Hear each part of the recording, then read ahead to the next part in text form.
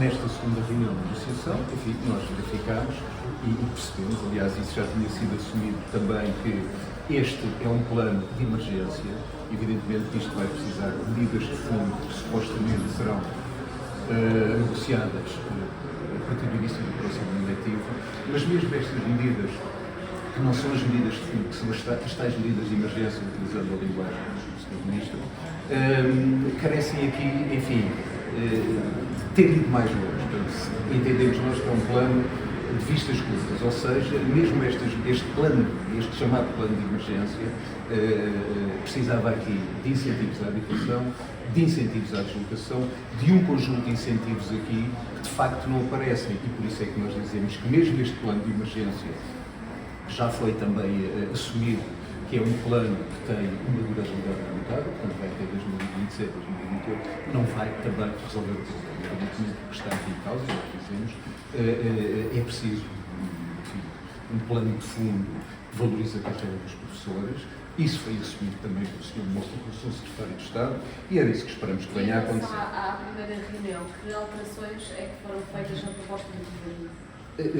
Nesta segunda proposta, nós estamos a falar, não é do decreto-lei, evidentemente, que é de um plano, de um conjunto de intenções, mas de qualquer forma há já um conjunto de coisas que vieram ao seu encontro. Por exemplo, nomeadamente a questão da apresentação. A questão da apresentação, que numa primeira proposta os professores poderiam aceder, ou aliás, poderiam entrar no tal programa de dar mais aulas, com os tais 150 euros brutos, tinham que estar na idade da apresentação, os tais 66 anos e 7 meses, e assim veio ao encontro da nossa proposta no sentido de permitir que seja a idade legal, ou seja, se os professores atingirem pelo facto de terem 40 anos de idade de serviço, essa idade legal podem entrar nesse programa e, portanto, isso é positivo.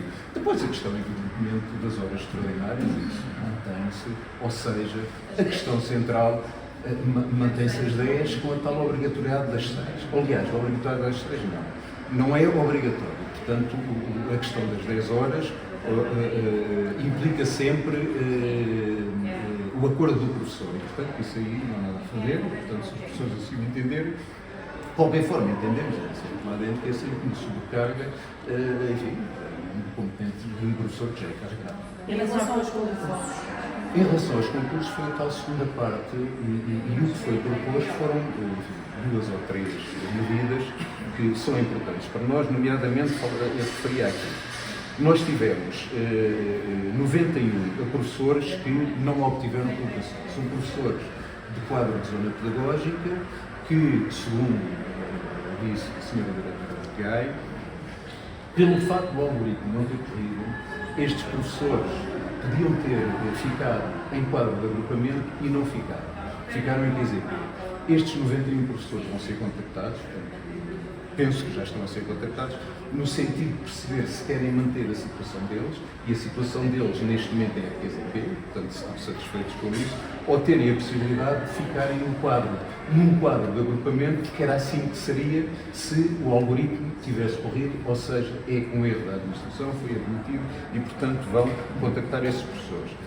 A outra situação que também foi ali referida, e aqui, enfim, foi assumido, ou foi dito, que foi erro, são os professores da norma travão. Os professores da norma travão têm que concorrer, segundo o aviso de abertura, a todos os QZPs e todos os quadros de agrupamento do país para garantir a sua vinculação ao fim daqueles 3 anos. Houve um conjunto de professores, algumas dezenas que não o fizeram, e por esse facto não ficaram colocados. Ora, no momento deles, e ao não ficar colocados, ficam depois impedidos de ir à contratação. No momento deles, em que há falta de professores, prescindir destes professores, e portanto houve a garantia lá dentro que estes professores iriam ser contactados, portanto estejam atentos, é um alerta que lançamos aqui, estamos a falar de 44 professores, e portanto seriam colocados, aliás, o termo utilizado ali dentro foi mesmo um encontro de vontades, contactar os professores no sentido de colocarem uma das vagas que não foi, ou foi rejeitada, ou daquelas vagas que não foram ocupadas, e portanto esse processo terá de decorrer. A outra questão é também as escolas do ensino artístico especializado. Os concursos já devia ter aberto e, portanto, houve ali alguns problemas na própria nota informativa, ou seja, a informação que nos deram é que os contratos dos professores destas escolas vão ser prorrogados e, portanto, depois haverá o concurso normalmente. E basicamente foi isto. Relativamente ainda aos professores apresentados, mantém-se a indicação de que só é possível para as escolas que estão identificadas como tendo carência de docentes? Exatamente, é isso, com carência de docentes, para os quais grupos societários, digamos assim, e é sempre uma escolha do diretor. Portanto, aí também há esta arbitrariedade. Pode acontecer, evidentemente, em algumas escolas, mas pelo menos há esse encontro da possibilidade de os professores, quando atingirem, se o quiserem fazer, evidentemente, estamos aqui a dar uma indicação, mas têm idade legal de apresentação e, portanto, os tais 40 anos de serviço e permite-lhes, de facto, se quiserem, ter a possibilidade de continuar. Mas isso é manter a situação de desigualdade de situações diferentes consoante as escolas.